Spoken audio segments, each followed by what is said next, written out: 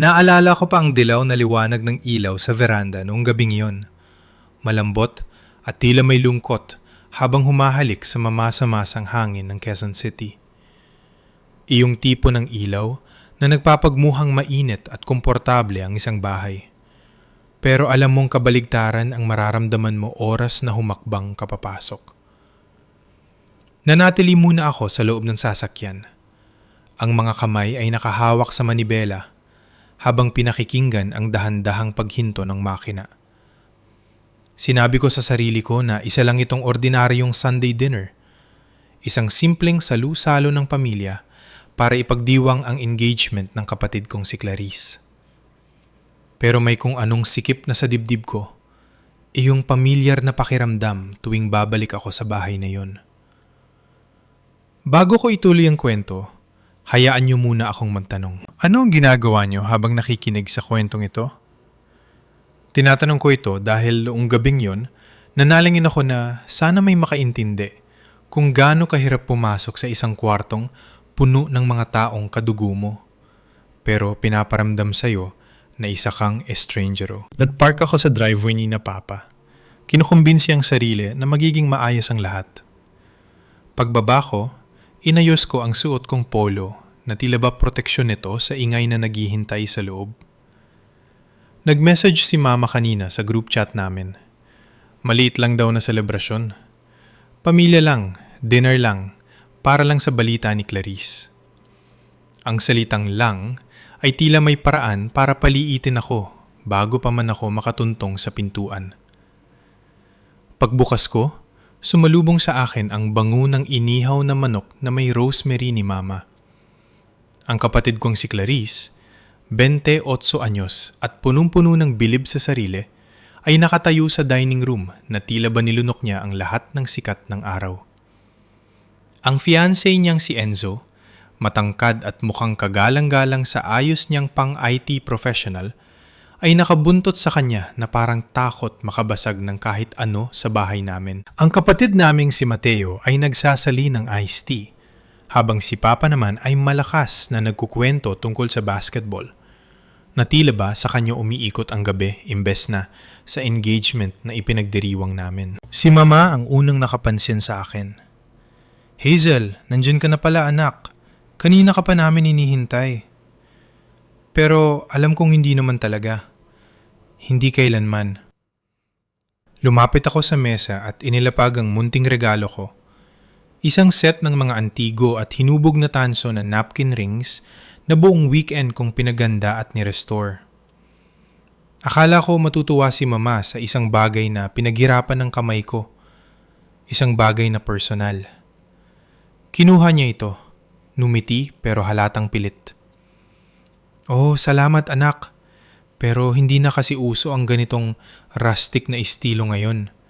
Pero salamat pa rin. Inilagay niya ito sa gilid na parang regalong galing sa isang katrabaho na hindi mo naman talaga ka-close. Umupo na ako. Tuloy-tuloy ang kwento ni Clarice kung paano nag-propose si Enzo sa isang resort sa Balesin. Kung paano siya umiyak, kung paano umiyak si Enzo, at kung paano nagpalakpakan ng mga tao. Nakatitig si Papa sa bawat salita niya. Si Mama naman ay nagpapahid ng luha sa mata. Pati si Mateo ay mukhang bilib na bilib. Naghintay ako ng sandaling katahimikan, gaya ng lagi kong ginagawa kapag gusto kong mapakinggan ng hindi nasasapawan. At nang huminto si Clarice para uminom ng wine, sa wakas ay nagsalita ako. May ginawa akong kakaiba ngayong linggo. May client mula sa Makati na nagpa-restore ng isang lumang paminggalan mula pa noong panahon ng Kastila. Ang ganda pa rin ng hibla ng kahoy kahit na sira-sira na ito at bago ko pa matapos ang sasabihin ko, pinutol na ako ni Papa. Hazel, tama na. Matulis ang boses niya. Itinaas ang kamay na parang nagtataboy ng langaw. Paulit-ulit ka na lang sa mga lumang kasangkapan mo. Mukha kang desperada kapag pilit mong ginagawang malaking bagay yan. Tumahimik ang buong mesa. Pagkatapos, tumawa ng mahina si Clarice. Yung tawa na ginagawa niya kapag gusto niyang sa kanya uli ang atensyon. Hayaan mo na pa. Humarap siya sa akin. Hazel, magsinungaling ka na lang sa susunod. Sabihin mo na lang na interior designer ka o kung ano pa man. Huwag mo naman kaming ipahiya sa harap ng fiancé ko. Kami? Ipapahiya? Sinabi niya yun ng may ngiti na parang nagbibiro lang. Hindi komportable si Enzo, pero wala siyang sinabi. Ngumisi si Mateo. Si Mama naman ay bahagyang tumawa. Yung tawa ng taong ayaw lang kumontra sa kalupitan ng iba. Pinagtatawanan nila ako tungkol sa akin na tila ba ginagampanan ko lang ang papel na inaasahan nila.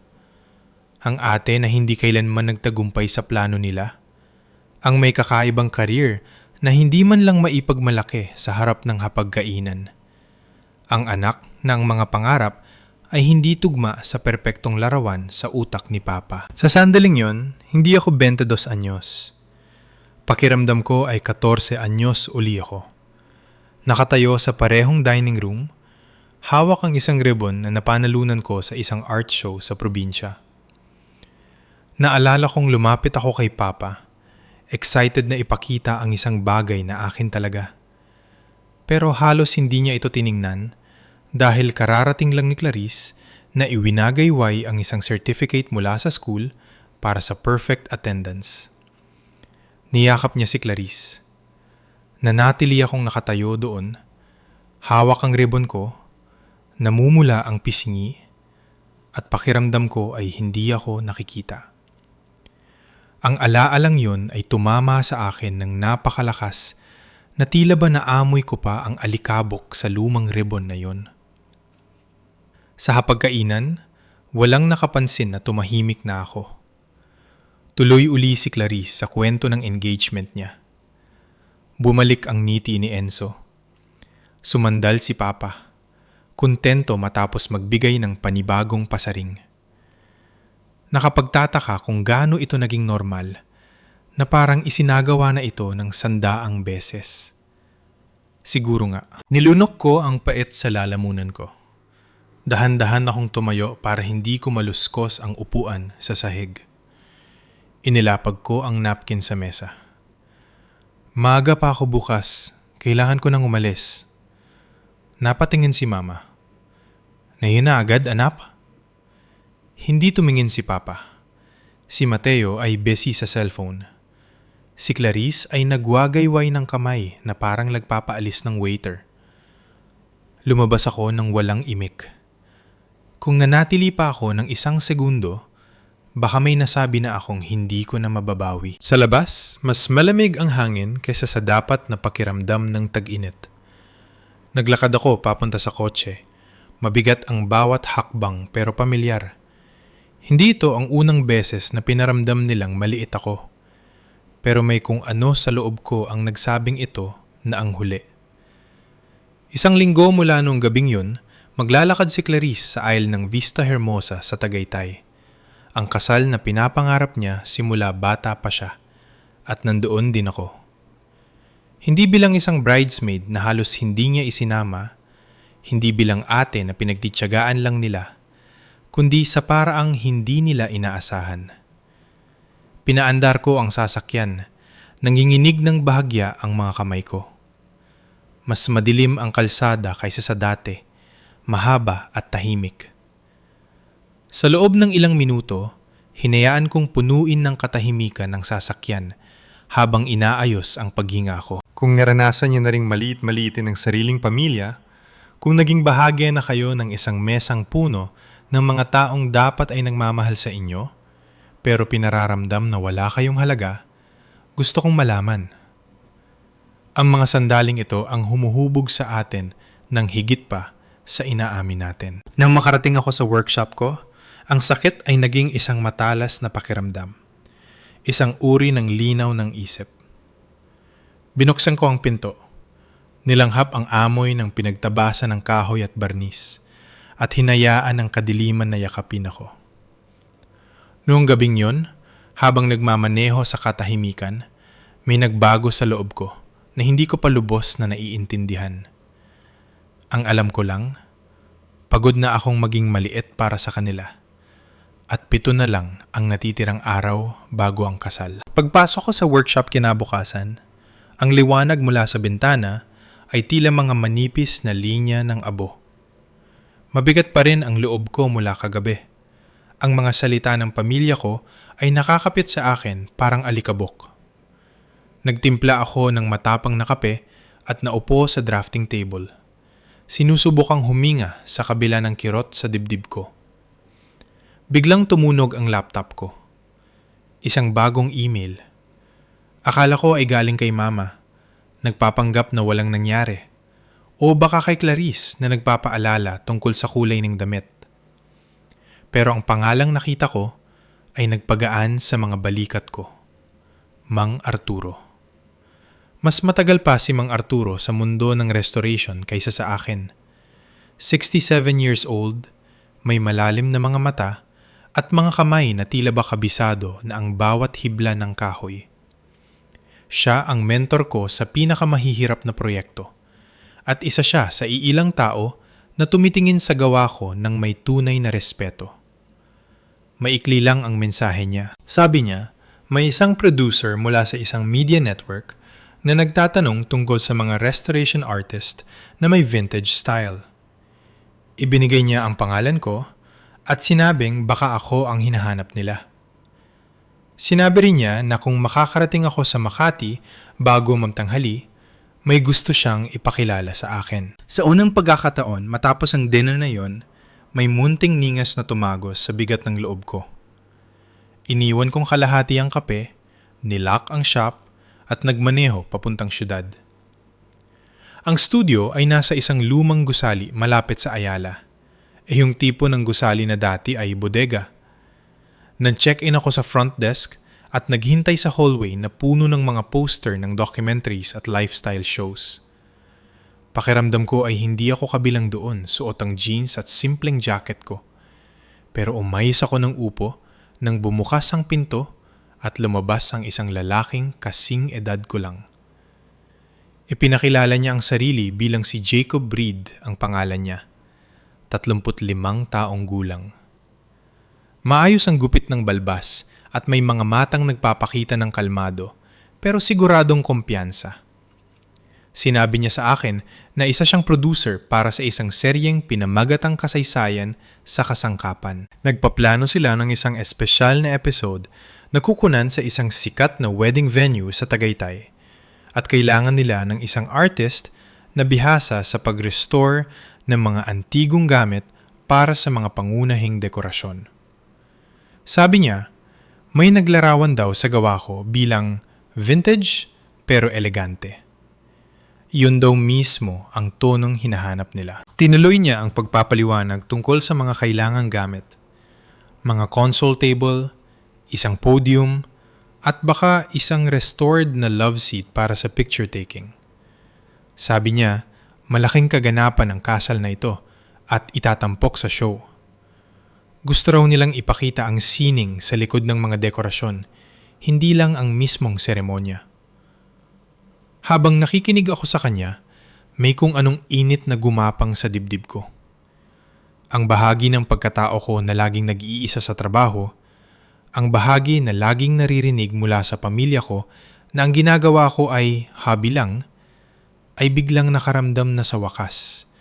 May nakakakita sa halaga ko. Sumang-ayon ako. Mumiti siya at sinabing natutuwa siya. Wala akong kaalam-alam noon na kakatapos ko lang pumayag na gawin ang dekorasyon para sa kasal ng sarili kong kapatid. Matapos ang pulong, binigyan niya ako ng isang folder na naglalaman ng schedule. Inipit ko ito sa kilikili ko at lumabas ng gusali na pakiramdam ko ay lumulutang sa pag-asa. Pero hindi nagtagal ang pakiramdam na yon. Habang nasa biyahe pa uwi, nag-vibrate ang phone ko. Si Ginang Reyes, isa sa mga kliyente ko na gustong matapos ang lahat ng madalian. Nagtatanong siya tungkol sa console table niya sa ikatlong pagkakataon sa linggong yun. Ang mga message niya ay parang sulud-sulud na bala. puno ng utos, humihingi ng litrato, at naninigurong hindi ako magkakamali. Bumilis ang tibok ng puso ko. Gaya ng dati tuwing nararamdaman kong hinihila ako sa iba't ibang direksyon. Sumagot ako ng mahinahon. Sinasabing nasa schedule pa rin ako. Pero sumagot siya agad ng mahabang talata na nagpabaliktad sa sikmura ko. Bumalik ang pamilyar na bigat. Ang pakiramdam na kahit gaano mo papagbutihin ang trabaho mo, laging may taong handang magpaalala sa'yo na hindi pa rin ito sapat. Sa loob ng sasakyan, habang pinagmamasdan ang kalsada, muling bumalik ang boses ni Papa. Inisip ko kung bakit hanggang ngayon ay umalingangaw pa rin ang mga salita niya. Inisip ko rin kung bakit mas masakit ang tawa ni Mama kaysa sa kahit anong sermon. Naalala ko noong 20 anyos ako, nagliliya ako ng mga binti ng isang lumang mesa sa garahe ni na Papa. Pumasok si Mama na may dalang basket ng labada at hindi man lang tumingin sa ginagawa ko. Sinabi niya na dapat daw ay maging practical ako. Sabi niya, ang pagtatrabaho gamit ang mga kamay ay sisira lang daw sa kinabukasan ko. Sabi niya, walang magseseryoso sa akin kung patuloy kong hahabulin ang mga maliit na hobby na ito. Yung tono ng boses niya, parang nagpapaalala lang siya na maghugas ng pinggan o patayin ng ilaw.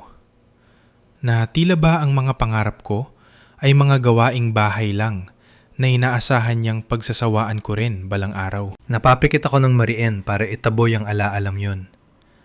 Pagdating ko sa workshop, inilapag ko ang folder ni Jacob sa mesa. Huminga ako ng malalim at binuksan ito. Ang mga unang pahina ay tungkol sa production notes at timeline, hanggang sa makarating ako sa pahina ng detalye ng kaganapan. Venue: Vista Hermosa, Tagaytay. Kasal niya, Clarice Santos at Enzo Borja. Natigilan ang mga daliri ko sa papel. Parang huminto ang hininga ko sa lalamunan. Ang Vista Hermosa, ang lugar kung saan ikakasal si Clarice sa loob ng wala pang isang linggo. Nakatitig lang ako sa mga pangalang nakasulat sa itim na tinta. Biglang tumahimik ang paligid ko. Ang kahihiyan sa hapagkainan, ang tawanan nila, ang boses ni Papa na nagsasabing, "Tama na!" Ang bulong ni Clarice na huwag silang ipahiya, lahat ng iyon ay nagtagpo sa isang katotohanan. Kapapayag ko lang na gawin ang pinakamahahalagang gamit para sa kasal ng golden child ng aming pamilya. At hindi ito lihim. Lalabas ito sa telebisyon. Sumandal ako ng dahan-dahan. Bukas pa rin ang folder sa harap ko. Nararamdaman ko ang muling pagbabago sa loob ko. Mas malalim na yun. Parang simula ng isang bagyong nabubuo sa malayo. Hindi ko alam kung tadhana ito, karma, o isang malupit na biro ng pagkakataon. Ang alam ko lang, nagbago na ang landas sa harap ko at wala na itong balikan. Sinara ko ang folder ng dahan-dahan. Sa loob ng ilang sandali, nakayuko lang ako. Ang mga palad ay nakatakip sa aking mga mata hanggang sa kumalma ang sikip sa aking dibdib. Ang maisip na mapapalapit ako sa kasal ni Clarice ay nagpapabaliktad sa sikmura ko. Pero hindi ako nag-email kay Jacob para umatras. Sa halip, tinawagan ko si Mang Arturo. Sinabi ko sa kanyang lahat, mula sa producer hanggang sa mga pangalan sa folder. Sinabi ko na gusto kong umatras bago pa maging magulo ang lahat. May matagal na katahimikan sa kabilang linya bago siya nagsalita sa baritono niyang boses. "Hazel, walang sinuman ang may karapatang maliitin ang talento mo. Hindi ang tatay mo, hindi ang kapatid mo, at kahit sino pang nagpaplano ng kasal. Pinaghirapan mo ang pagkakataong ito. Gawa ito ng sarili mong mga kamay. Huwag mong hayaang itulak ka nila sa dilim." Tama siya, at alam ko yon. Ang pamilya ko ay may paraan para iparamdam sa akin na wala akong lugar kahit saan. Pero ang pagkakataong ito ay walang kinalaman sa kanila. Galing ito sa gawa ko, sa reputasyon ko, sa sining ko. Nagpasalamat ako sa kanya. At nang ibaba ko ang tawag, naramdaman ko ang muling pagbuk kinabukasan. Nagmaneho ako paakyat ng Tagaytay para sa unang walkthrough sa Vista Hermosa. Ang sikat ng araw ay tumatagos sa mga puno ng pine sa paligid ng property at ang gusaling bato ay maringal na nakatayo sa gitna ng malawak na hardin. Napakaganda nito sa parang mapapahinto ka talaga para pagmasdan ang paligid. Nagpark ako malapit sa service entrance at huminga ng malalim bago bumaba. Kahit may kaba sa dibdib ko, may bahagi sa akin na proud dahil ang gawa ko ang napili para sa ganitong klaseng lugar. Sa loob, sinalubong ako ng isang lalaking maayos ang ayos ng buhok, nakatupi ang manggas ng polo at may hawak na clipboard. Siya si Emilio Mercado, ang wedding planner. May mata ka sa sining, Hazel. Sabi niya habang tinitingnan ang portfolio ko sa kanyang tablet. Malinis ang mga linya pero may kaluluwa. Ang karamihang artist laging nalulunod sa nakaraan o kaya naman ay binabalewala ito. Ikaw, nababalanse mo. Bihira yan. Ang papuring yun ay tumagos sa akin ng mas malalim kaysa sa inaasahan ko. Tumanggulang ako at nagpasalamat habang nililibot namin ang Grand Hall. Inisip ko ang mga restored pieces ko dito. Ang hibla ng lumang nara na kikinang sa ilalim ng mga chandelier, ang mga inukit na binti ng mesa na lilikha ng magagandang anino. Pero habang puno ang isip ko ng mga ideya, may pamilyar na boses akong narinig mula sa dulo ng hallway. Papalapit sila. Lumingon ako bago ko pa mapigilan ang sarili ko. Sa pagitan ng bahagyang nakabukas na pinto, nakita ko siya. Nakatayo si Clarice sa isang platform, suot ang kanyang wedding gown na may mga lace na manggas. Nakatayo si Mama sa malapit, nakahawak ang mga kamay sa dibdib, suot ang niting nakareserba lang para kay Clarice. Hindi nila ako nakita. Nanatili akong nakatago sa likod ng malaking floral arrangement. Pakiramdam ko ay invisible na naman ako, nagtatrabaho ng tahimik habang siya ang sentro ng mundo. Pagbalik ko sa workshop sa Laguna, nagsimula ang puspusang trabaho. May lumapit sa aking apprentice, si Tomas, isang 26 anyos na katatapos lang ng woodworking course. May ninga sa mga mata niya na nagpaalala sa akin nung nagsisimula pa lang ako. Sa sumunod na mga araw, naging ritmo namin ang pagkayod. Isang hapon, habang hinuhubog namin ang binti ng love seat, biglang nakarinig kami ng mahinang lagutok. Nabitak ang kahoy. Parang tumigil ang mundo ko. Ang pamilyar na takot, ang boses na nagsasabing, "Lagi mo na lang sinisira ang lahat," ay bumalik. Naalala ko nung 10 taong gulang ako, gumawa ako ng jewelry box para kay Mama. Pero nabasag ang takip nito. Sabi ni Papa noon, basura ang ginawa mo. At pinatapon ito bago pa maging kalat sa bahay. Pero hinawakan ni Tomas ang balikat ko. "Kaya natin tong ayusin, Ma'am," sabi niya. Sa tulong niya, nagawa naming itago ang bitak gamit ang lumang teknik na itinuro ni Mang Arturo. Mas naging matibay pa ang piraso kaysa sa dati. Habang papalapit ang kasal, mas lalong humigpit ang hawak ng pamilya ko sa leeg ko. Nag-message si Mama na kailangan ko raw sumama sa huling fitting ng damit. Nagpunta ako sa bahay nila at doon ay muli akong binalaan ni Papa. "Hazel, siguraduhin mong maayos ang kilos mo sa kasal. Huwag kang gagawa ng eksena. Araw ito ng kapatid mo, hindi yo." Hindi ko sinabi sa kanila na ang mismong love seat na pinagmamalaki ni Clarice sa kanyang mood board ay ang pirasong binubuo ko sa sarili kong workshop. Hinayaan ko silang isipin na maliit lang ako. Dumating ang araw ng kasal. Maaga pa lang ay nasa Vista Hermosa na ako para sa interview sa TV crew. Suot ang isang charcoal suit, humarap ako sa camera sa tabi ng aking restored love seat. Nagkwento ako tungkol sa halaga ng pag-restore ng mga bagay na itinapon na ng iba. Kung paano ang kagandahan ay madalas nagtatago sa ilalim ng mga gasgas at luma. Habang nagaganap ang cocktail hour, biglang ipinalabas ang interview sa malaking screen sa reception hall. Tumahimik ang buong paligid. Nakita ko ang mukha ni Papa na naging seryoso. Si Mama naman ay tila naging estatwa sa gulat. At si Clarice, na kararating lang kasama si Enzo, ay namutla. Hindi nila akalain na ang basura at hobby na kinukutya nila ay ang mismong sining na hinahangaan ng lahat ng bisita nila. Maraming lumapit sa akin. Binabati ako sa galing ko. Pero ang pinakamatinding sandali ay nang hilahin ako ni Clarice sa bridal suite. Bakit mo ginawa ito? Singhal niya. Nang hinyinig ang mga kamay habang hawak ang bouquet. Bakit kailangang tungkol sa iyo ang araw na ito? Sinira mo ang kasal ko. Tiningnan ko siya ng diretso sa mata. Sa unang pagkakataon, hindi ako yumuko. Hindi ko sinira ang kasal mo, Clarice. Pinaganda ko pa nga. Lahat ng nakikita mo sa labas ay bunga ng puso at pagod ko. Gusto mo akong itago.